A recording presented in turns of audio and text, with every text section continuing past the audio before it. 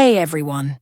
When the world learned that Sherman Hemsley, the legendary actor who gave us the unforgettable George Jefferson, had passed away in 2012, the news sent a shockwave through generations who had grown up watching the Jeffersons redefine television, race, and comedy.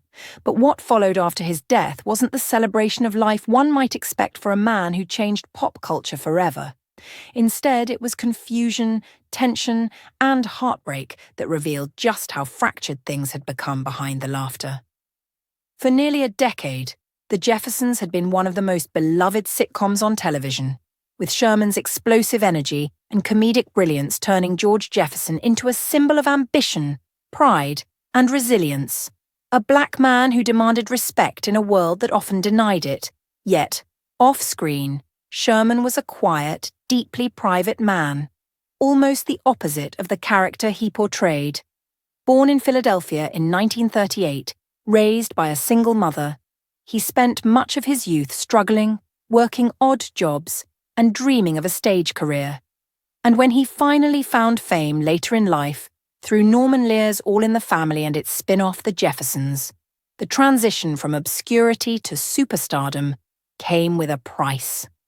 The pressure of being a symbol, the loneliness of being misunderstood, and the walls that fame quietly builds between people who once laughed together.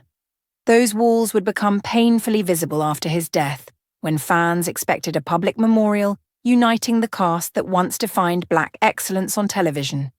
But what they got instead was a small, quiet, almost secretive goodbye that many of his co-stars couldn't or wouldn't attend. Reports later revealed that the funeral itself was delayed for months because of a bitter legal battle over Sherman's estate, a fight that exposed just how isolated he had become in his later years. No children, no spouse, no close family except for a woman named Flora Enchington, his longtime companion, who claimed she was his sole heir, while another woman surfaced insisting she was his half-sister, demanding the right to decide how and where he should be buried.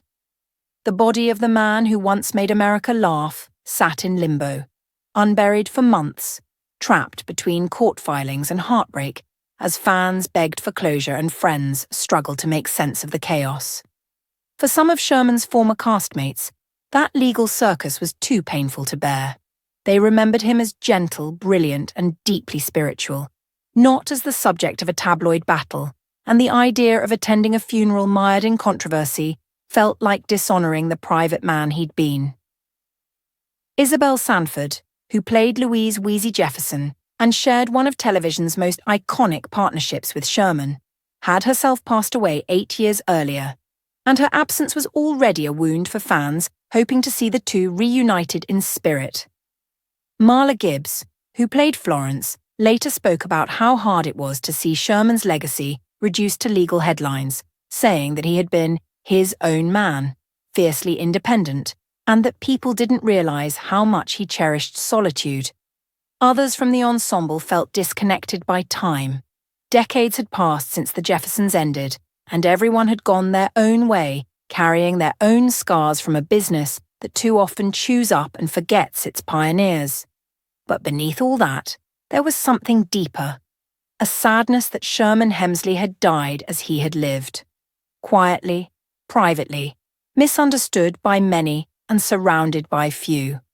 He had never been one for Hollywood parties, rarely gave interviews, and preferred to live humbly in El Paso, Texas, far from the noise of Los Angeles, where he found peace in music, meditation, and the few loyal friends who understood his gentle soul.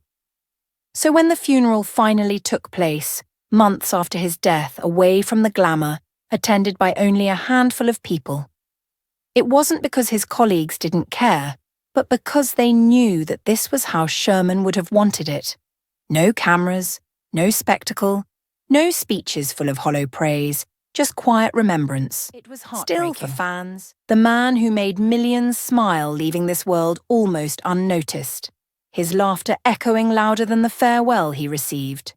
His absence at reunions, award shows, and public tributes had always been a mystery.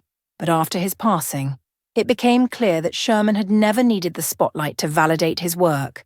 His art was his offering, his silence his sanctuary, Those who couldn't bring themselves to attend his funeral weren't rejecting him, but perhaps protecting their own memories of him. The vibrant, alive Sherman who could turn a simple line into a cultural moment, who broke barriers for black performers and made history simply by refusing to play small. His story is a reminder that fame can be both a blessing and a prison, that behind the applause there can live a loneliness no one sees, and that sometimes even legends must choose solitude over spectacle. So, while the world may have missed its chance to say goodbye together, the real tribute to Sherman Hemsley lives on every time someone hears George Jefferson's theme song, Moving On Up, and remembers that it was sung not just by a character, but by a man who fought his way up from nothing, gave joy to millions, and found peace at last on his own quiet terms. And maybe that's why some didn't go to his funeral, because the truest way to honor him wasn't to mourn him in a courtroom or a chapel, but to keep laughing, keep moving forward, and keep remembering the man who showed us all what it meant to rise. Thanks for watching.